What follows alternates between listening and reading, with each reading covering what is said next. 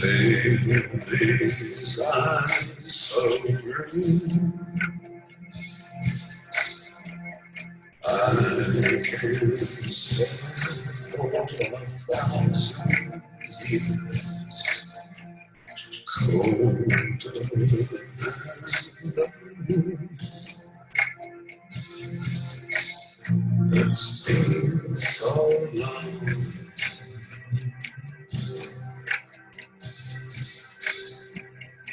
Feel my blood enraged. It's just the fear of losing you. Don't you know my name? You've been so long, and I've been putting on fire.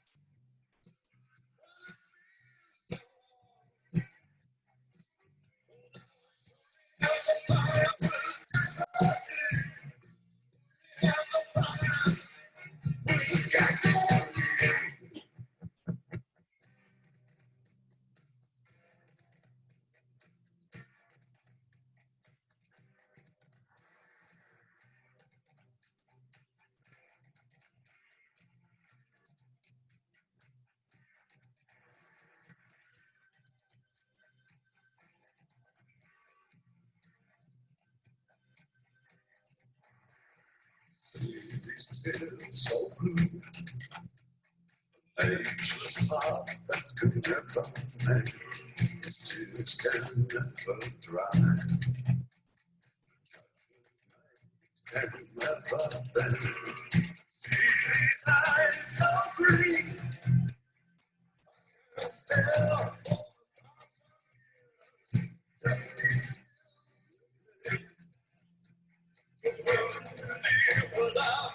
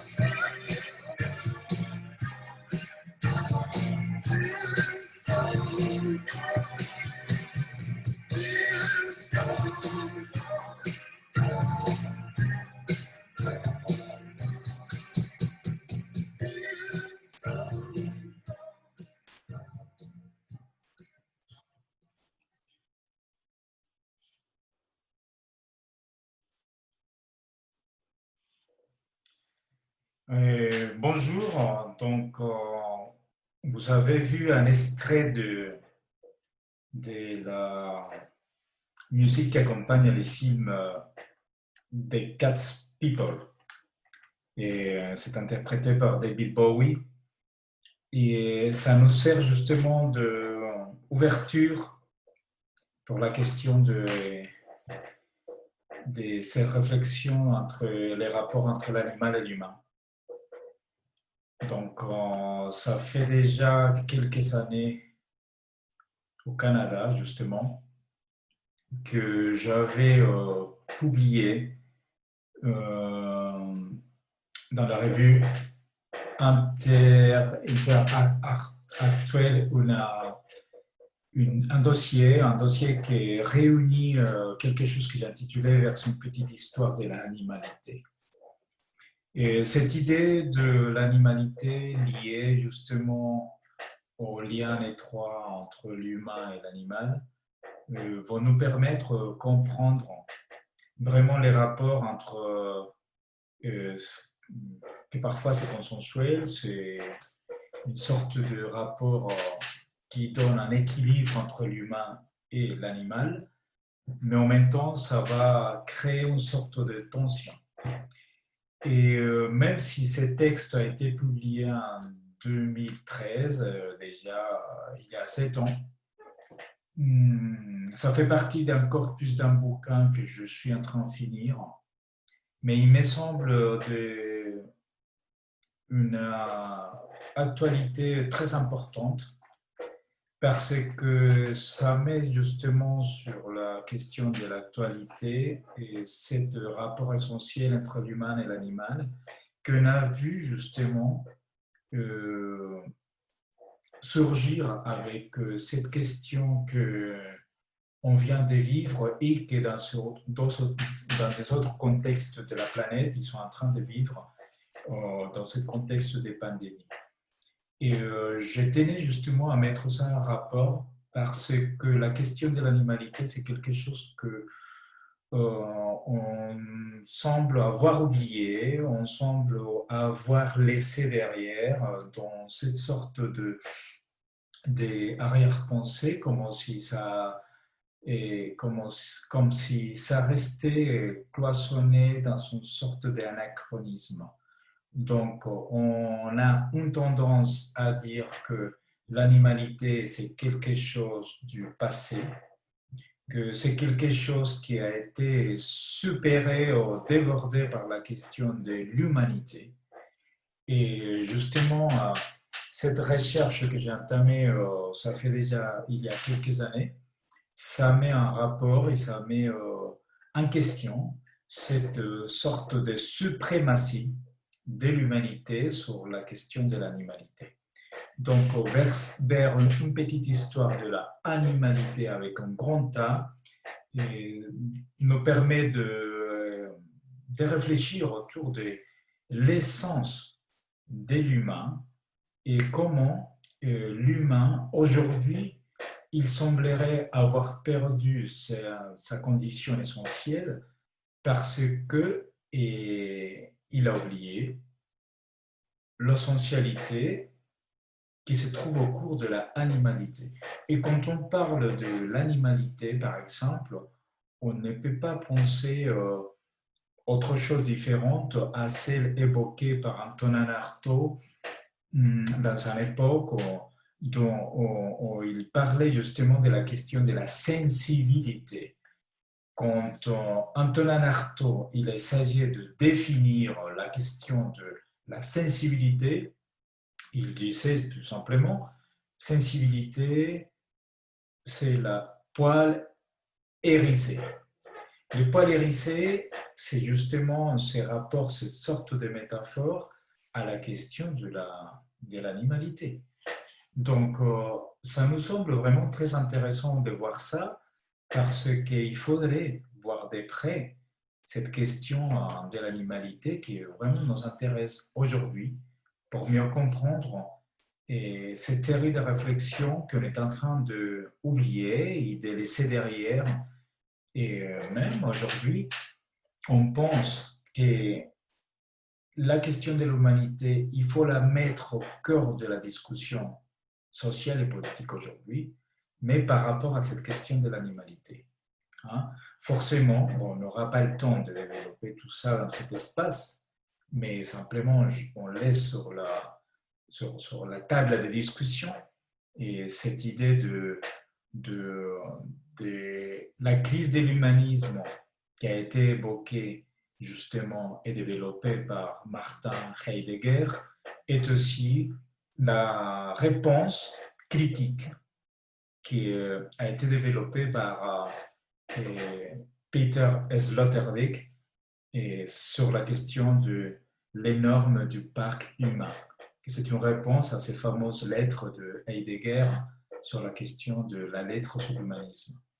Donc, il y a plein d'éléments qui se réunissent dans cet instant et qui vont nous permettre justement de comprendre qu'aujourd'hui, la seule solution qui existe dans la question de l'humanité, elle est liée à cette question très importante de la notion de la vision de l'animal et l'humain. Donc, on va commencer à faire ces sortes de présentations qui me semblent elle est très, très significative et très importante pour mieux comprendre cette idée de la question de l'animal et le rapport à l'humain. Surtout aujourd'hui, c'est pour ça que je tirais cette recherche qui vient des temps, il y a quelques années derrière, et grâce aux collègues de l'Université du Québec, on a publié un dossier dans lequel a participé par exemple Charles Dreyfus, qui a été très proche au mouvement des Fluxus. Et dans ce dossier, il a parlé beaucoup sur la performance qu'il a regardée en direct de Joseph Beuys, intitulé I Like American, American Like Me. Et aussi, Paul Arden a participé dans ce dossier que j'ai dirigé au Québec. Et donc, la question de l'animalité, elle est traversée surtout par cette question de l'imaginaire collectif qui touche l'art et la littérature et forcément la notion du politique, avec des racines philosophiques très fortes. Vous avez vu cette vente d'annonces du film des Cats People où on voit Anastasia Kinski dans ses rôles magnifiques devenir cette sorte d'animal, cette sorte de bête, cette panthère noire qui assume la question de l'humain et qui, d'une certaine manière, confronte la notion de rationalité vis-à-vis, ou confrontée, ou face à la notion de la sensibilité. Donc, comment la rationalité, on la voit questionnée par la question de la sensibilité. Elle est mise en question carrément. Et on ne peut pas laisser de penser justement à l'un des derniers bouquins de Jacques Derrida intitulé « Cet animal dont je suis ». Et on voit les philosophes sortir de sa salle des vins et rencontrer son chat, et son chat qui les regarde, et les philosophes, il dit, nous voilà, enfin, je suis nu devant toi, qui a été toujours nu devant moi. Et ça commence un dialogue entre tous les deux, entre cette bête dépourvue des paroles, et que c'est l'animal, c'est les chats, et le philosophe qui est détenteur du logos, du dialogue, du discours, de la parole, et que finalement, ils vont rassembler tous les deux dans une sorte de dialogue insensé, traversé par les gestes, par les regards, dans une autre sorte de langage, où justement, et ça nous fait penser à notre texte de Derrida, et cette fois-ci dédié à Antonin Artaud, et intitulé Les théâtres de la cruauté, et dédié à Sigmund Martinburg, où Derrida il parlait de la question de la parigraphie corporelle, que ça sert une sorte de proto-langage, de pré-langage, qui est inscrit, incorporé carrément dans la question du corps. Hein. Donc, commençons d'ailleurs à voir de près ce texte que j'ai intitulé vers son petite histoire de la animalité.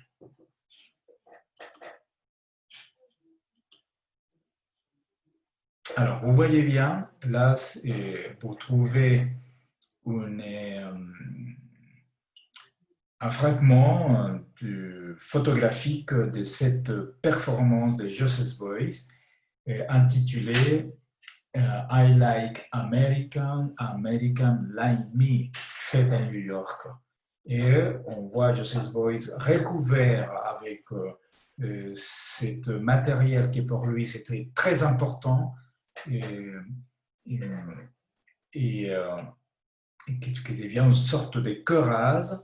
Il a son bâton qui ressort et avec lesquels ce sorte de loup qui est en train les renards, les loups qui est en train de disparaître dans les contextes américains parce qu'il a été justement presque exterminé, commence à dialoguer dans une sorte d'enfermement où l'humain enfermé avec la bête dans une sorte de cage, tous les deux, dans cette sorte de parc humain, ils vont dialoguer, ils vont établir un dialogue, au départ très méfiants l'un de l'autre, et la peur il commence à s'effacer petit à petit, et on voit qu'à la fin, il y a une sorte de symbiose, des dialogues.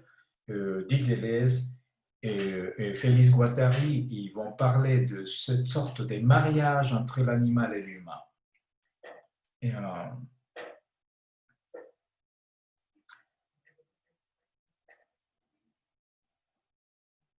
les devenirs animaux ne sont pas des rêves ni des fantasmes. Ils sont parfaitement réels, mais de quelle réalité s'agit-il? Ça, c'est un petit fragment du texte Capitalisme et schizophrénie, 1000 plateaux de Gilles Deleuze et Félix Guattari, où ils posent la question de la notion de devenir animaux. Ils disent qu'effectivement, ce n'est pas une sorte de rêverie, mais que c'est une question de réalité, vraiment de réalité. Alors, je continue avec les textes, et le texte, ça s'ouvre comme ça. Je commençais à dire à l'époque la chose suivante. Il y a un excès d'humain. Cette phrase est en soi très controversée, puisque c'est précisément le manque d'humanité qui semble dominer les mondes actuels. Nous sommes immergés dans une véritable crise de l'humanisme. Cependant, comment faire pour situer à nouveau au cœur du débat les problèmes de l'humanité? Cette notion a été pensée par son contraire, l'inhumain. Or, l'inhumain, si cher à Jean-François Lyotard, ne sera pas l'objet de notre étude, mais s'il existe un certain lien avec l'animalité. Quel est donc le rapport entre l'humain et l'animal? Un tel rapport est une évidence, mais parfois pas tout à fait consensuel. Un véritable combat entre les deux entités a créé un abîme où il domine l'autre en excluant toute possibilité d'équilibre. Dans cette relation de non-équilibre, on craint l'animal et lui fait subir les pires des choses. Dans cette relation de non-équilibre, on craint l'animal et forcément, c'est une sorte d'ennemi. On va projeter sur lui toutes les négatifs de l'être humain. Baleine assassine, chien sauvage, etc. L'animal est alors considéré irrationnel et impulsif. En revanche, on songe à un état idéal où l'humain établirait une alliance avec l'animal.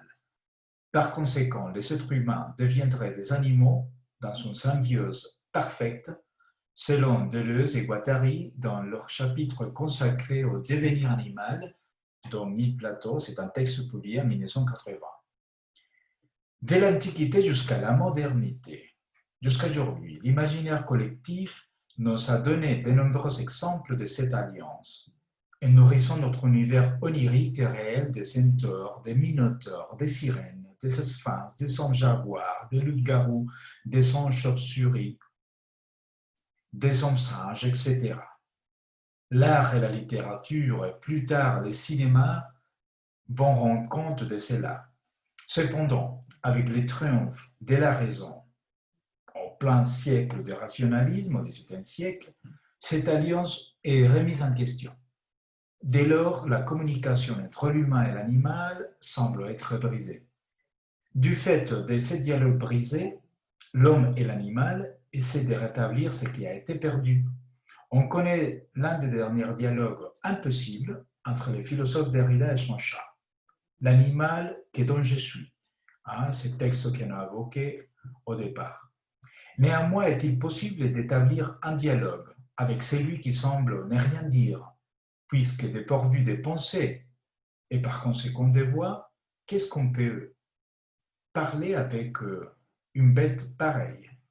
Joseph Boyd nous a déjà montré dans une célèbre performance I like American, American likes me. Cela semblait être possible et il considérait que nous avions beaucoup en commun avec la bête. À l'époque, au XIXe siècle, Nietzsche annonçait notre excès d'humanité avec son fameux titre Humain, trop humain, publié en 1878. Cet excès, à l'inverse de la raison, semble ouvrir une porte vers la déraison et par conséquent la animalité. Il remet en question notre idée d'humanité et ouvre une réflexion vers un autre horizon possible. C'est d'ailleurs la thèse développée par Nietzsche dans l'origine de la tragédie où l'animal, rapproché de l'esprit dionysiaque, dialogue de manière étroite avec l'esprit apollinien. De même, dans son ouvrage Ainsi parlait Zarathustre, se trouve un lien étroit entre le surhumain et l'animal. Je vous enseigne le surhumain, l'homme n'existe que pour être dépassé. Qu'avez-vous fait pour le dépasser? Jusqu'à présent, tous les êtres ont été créés quelque chose qui les dépasse. Et vous voudriez être le reflux de cette grande marée et retourner à la bête plutôt que de dépasser l'homme? Les singes, qu'est-il pour l'homme? Dérision ou honte douloureuse? Tel sera l'homme pour le surhumain.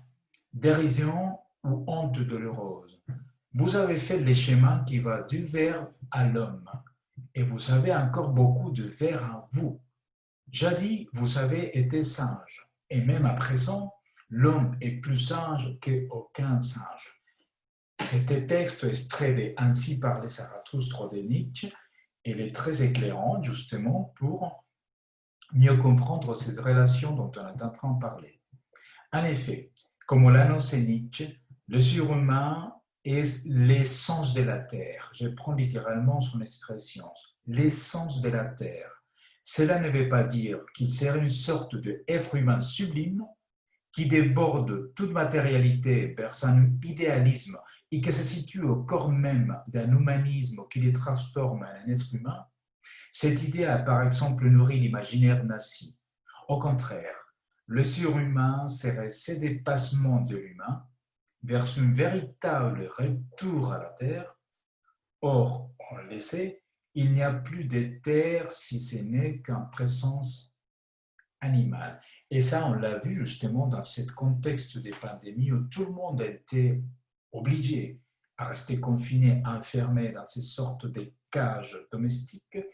Et les villes, ils ont été récupérées, habitées, même momentanément, pour ces sortes d'animaux qui commençaient à nous regarder comme des bêtes de foire un peu bizarres à travers de nos propres fenêtres, à l'intérieur de notre espace complètement confiné, et ils nous regardaient comme des choses étranges et bizarres, et eux, ils se promenaient tranquillement dans la terre en général, sans la peur d'être dérangés pour les humains. C'est précisément ces prophètes, Zarathustre, qui annoncent ce qui semblait inimaginable et impensable jusqu'à présent. L'homme est un pont entre l'animal et le surhomme. Il est une alliance parfaite qui se trouve brisée par un excès d'humanisme empêchant tout dialogue. Or, l'abîme consiste en une métaphore de l'incompréhension entre un extrême et l'autre. Et Nietzsche continue, l'homme est une corde tendue entre la bête et le surhumain. Une corde dessus d'un abîme, danger de franchir l'abîme, danger d'être saisi d'effroi et de s'arrêter court. La grandeur de l'homme, c'est qu'il est un pont et non un terme, c'est-à-dire une sorte de passage, pas la finalité en soi. Ce que l'on peut aimer chez l'homme, finalise Nietzsche en train de parler dans la bouche de Zarathustre, c'est qu'il est transition et perdition en même temps. Transition et perdition. Dès lors, l'animalité semble reprendre la place qu'elle avait perdue face à l'histoire. Avec la crise de l'humanitas, l'animalité devient une option parmi d'autres. Le devenir animal serait alors une stratégie de survie dans nos sociétés capitalistes. Et là, c'est la portée, je pense, la plus intéressante de cette thèse que j'essaye de développer ici. L'art, une possibilité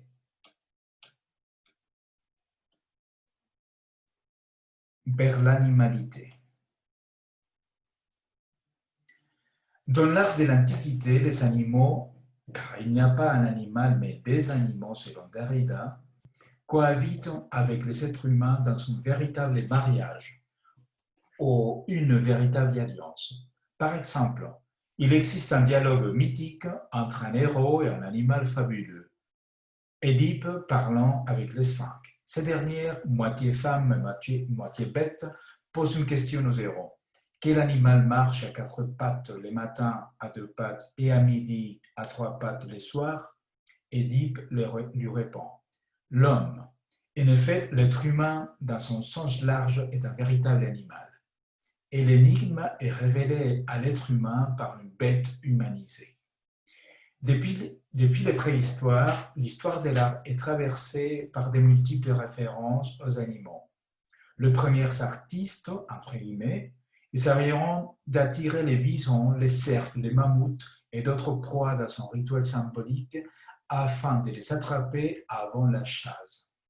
Les représentations préhispaniques en Amérique latine montrent des figures animales se confondant harmonieusement avec le humain, comme la serpent à plumes au Mexique ou encore les figures chamaniques faisant naître l'homme jaguar en Colombie. Dans la Grèce antique, les représentations des animaux, comme celle de la porte de Lion en Crète, les figures fabuleuses comme les minotaures, Pégasus, Sirène, Centaure et Chiron, etc., ou les animaux mythologiques magnifiquement représentés dans les sculptures, dessins et peintures, nous donnent une idée juste de ce temps où il existait l'essentiel et solide entre l'animal et l'humain. À l'extrême-orient, les singes du dragon, le célèbre lion et les tombées de Xiongqing, les portes des temples persans ou encore les caractères du zodiaque chinois trouvent également leur équivalent en Occident. L'Égypte ancien est peuplé de figures colossales, des démiurges, des sphinx, des dieux à tête de chiens, ainsi que des oiseaux comme Ra, la divinité solaire à tête de faucon.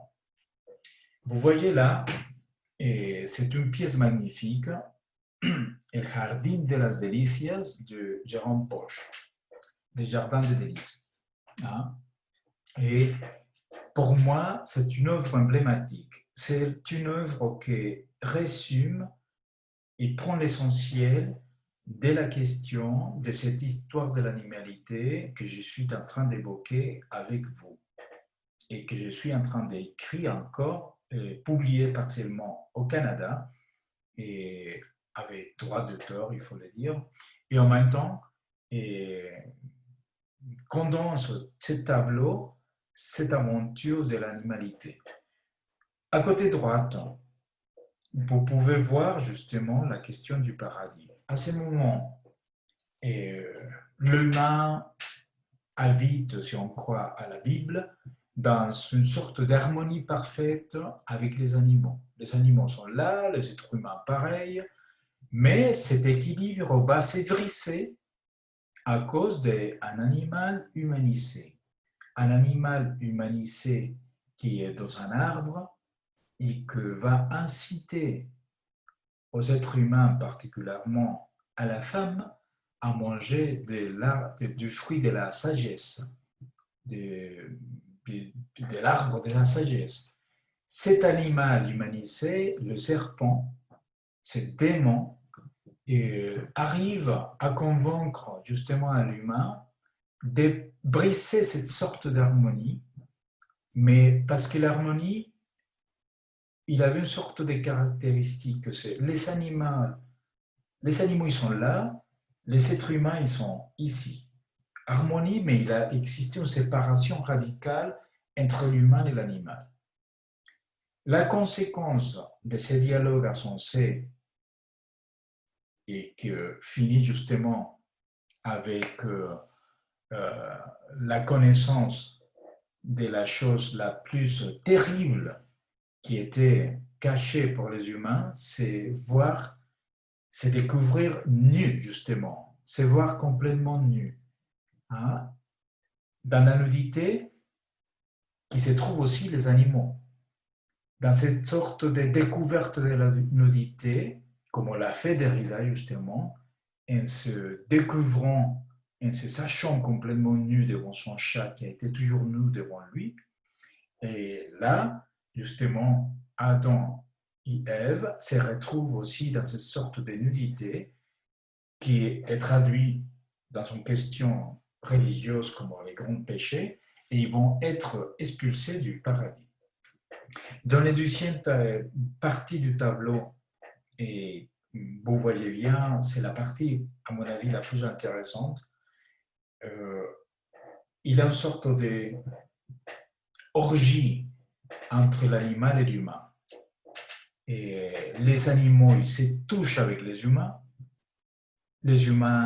ils se côtoient avec les animaux, ils vont se confondre carrément, on ne sait pas déjà différencier les corps des animaux des corps des humains, ils sont complètement dans ces sortes de joie, des fêtes, des chants à la joie, et où les animaux et les humains ils vont danser, ils vont faire la musique, ils vont théâtraliser l'histoire, les mondes et l'humanité. Donc là, l'équilibre est brisé, mais on voit vraiment une sorte d'équilibre qui apparaît, où on voit parfaitement ces sortes d'alliances et des mariages dont parlait Deleuze et Guattari. Et dans la troisième partie, l'Inferno, c'est la domination totale de l'animal qui commence à dévorer les corps humains, et c'est la prédominance de la animalité. Alors, cette partie obscure qu'on voit comme la destruction, la présence des bêtes, etc., qui donnent des figures, par exemple, qui vont faire peur dans ce contexte religieux comme le macho cabrillo, hein, Belzébou ou même les diables. Ici, on le voit, c'est plutôt une sorte d'apologie à mettre en avance la présence animale. Et la présence animale, c'est carrément les sens de la sensibilité, on l'a évoqué au départ de cette émission, et la sensibilité, c'est ce qu'on a perdu justement dans la question de la humanité. Et c'est pour ça qu'il faut la placer au corps de l'humanité si on veut garder encore quelque chose de cette question de l'humain.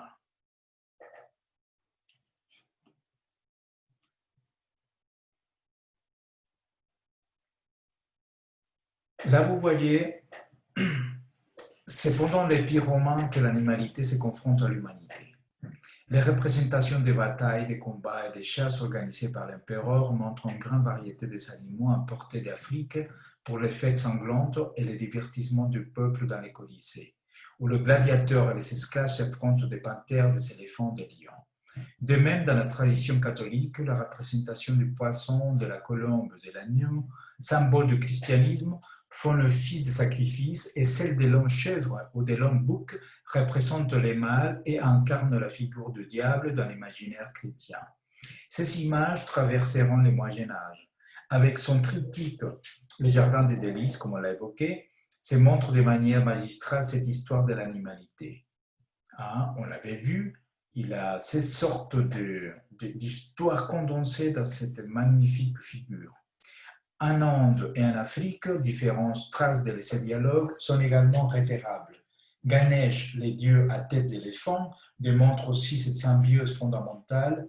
Bref, la liste serait longue et tous ces exemples relèvent de la grande route parcourue par les animaux dans l'histoire de l'image et l'imaginaire collectif de l'humanité. Là, vous voyez bien, c'est une œuvre de Oleg Kulik, Réservoir Dog, est présentée en 1995 et l'art contemporain dénote aussi ces rapports très anciens, on le voit bien, de Matthew Varney à Renata Hussein et en passant par Joseph Beuys et Oleg Kulik.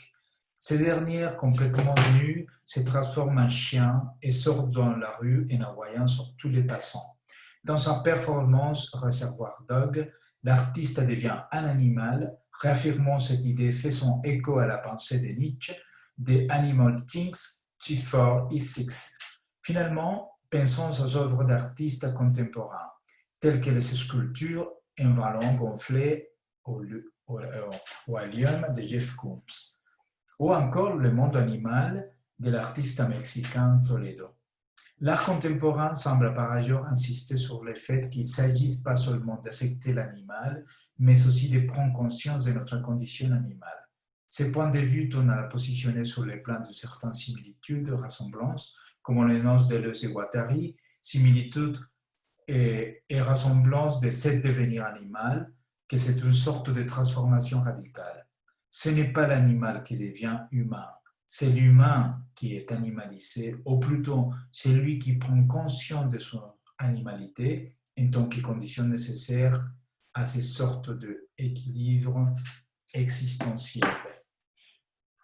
Donc voilà, et Oleg Kulik, vous le voyez dans ces sortes de performances très importantes où il assume cette condition de l'animal. Jusqu'ici, cette brève partie d'intervention, ça a pris déjà un temps assez considérable. Ce n'est pas l'espace pour développer ça plus largement, mais je vais finir justement avec cette idée. Et la crise de l'humanisme évoquée par Heidegger met en question la place importante de l'humanité. Qu'est-ce qui est perdu?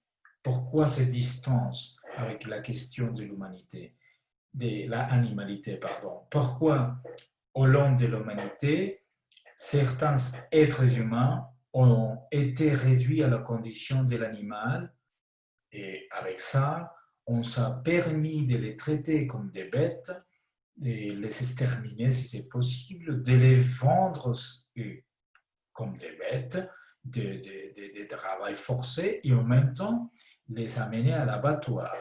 Et c'est ça qui m'intéresse vraiment dans ce sens politique. Et ça rejoint les mots de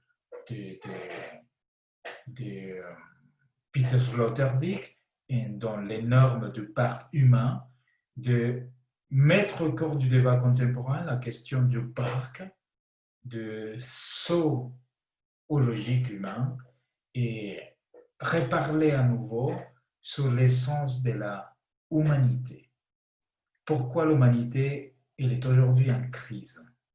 Qu'est-ce qu'on a oublié? Et la réponse, sans doute, on la trouve dans une quantité énorme d'exemples qu'on peut tirer de l'imaginaire collectif, de la littérature et de l'art, et forcément dans cette pensée philosophique qui nous donne la possibilité aujourd'hui de retrouver une sortie et une issue à cette sorte d'impasse qu'il faut surmonter. Donc l'animal, c'est pas simplement celui qui est étrange, mais qu'on dirait Rilke dans la 8e élégie, C'est celui qui, à travers son regard, nous montre le dehors et au-delà de l'horizon. De cet horizon qu'il faut dépasser, qu'il faut surmonter et qui va nous donner la clé de mieux comprendre l'essence même de l'humain qu'on est en train de perdre. Et je voulais commencer avec cette idée de la panthère noire évoquée dans Cats People, ce magnifique film qui a été justement évoqué dans cette émission parce que ça nous permettait de mieux comprendre et ce qui signifie des Black Panthers, cette Pantera Negra, cette panthère noire qui est d'une autre manière et de actualité vis-à-vis ce qui se passe dans son contexte nord-américain qui a débordé ses frontières et qui aujourd'hui nous pousse à penser sur la question de la notion d'humanité. Hein? Voilà, jusqu'à ici, cette brève intervention de cette petite histoire de la animalité qu'il faut continuer à penser.